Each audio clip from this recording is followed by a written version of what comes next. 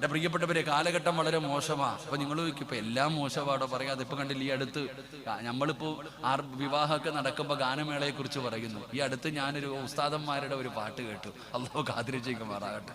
എന്താപ്പ ഇല്ലേ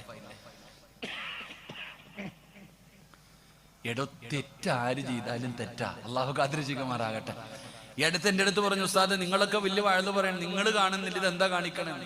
ഒരു നിന്ദാപ്പ ഇല്ലേ? സുബ്ഹാനല്ലാഹ്. എൻ്റെ പ്രിയപ്പെട്ട സഹോദരങ്ങളെ, എടോ ഒരൊറ്റ ഉദാഹരണം ഞാൻ പറയാം. ആകാശത്തിന്റെ കീഴിൽ നടക്കുന്നതിൽ ഏറ്റവും നല്ല മനുഷ്യൻ ആലിമ. അള്ളാഹു നമുക്ക് ഈമാൻ തരുമാറാകട്ടെ. അള്ളാഹ് ഈമാൻ തരുമാറാകട്ടെ. ഏറ്റവും തലതിരിഞ്ഞതും ആരാ? ഏറ്റവും തലതിരിഞ്ഞത് ആരാ? ഇബ്ലീസ് സാധാരണ ആളാണോ? ഇബ്ലീസ് സാധാരണ ആളാണോ? മലക്കുകളുടെ ഉസ്താദ ചങ്ങാതി. ഓനെക്കുറിച്ച് നീ ഒന്ന് പഠിക്കണം. ഞാൻ ഇബ്ലീസിന്റെ ചരിത്രം വായിച്ചപ്പോൾ എൻ്റെ കണ്ണ് തെള്ളിപ്പോയി.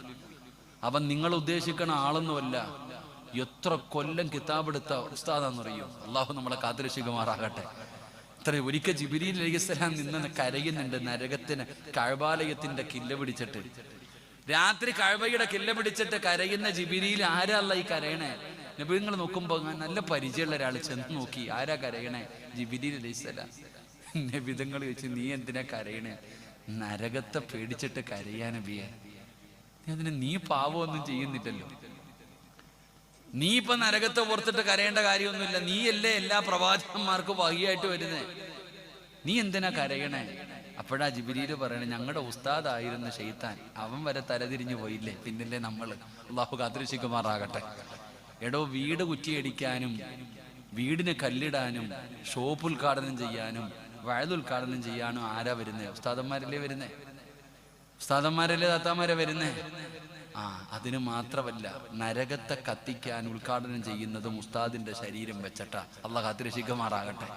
കുറ്റിയടിക്കാനും ഉദ്ഘാടകനായി അള്ളാഹു തിരഞ്ഞെടുക്കുന്നത് ഉസ്താദന്മാരെ വിളിക്കുന്നു, കുറ്റിയടിക്ക്, കല്യാണം നടത്തെല്ലാത്തിനും.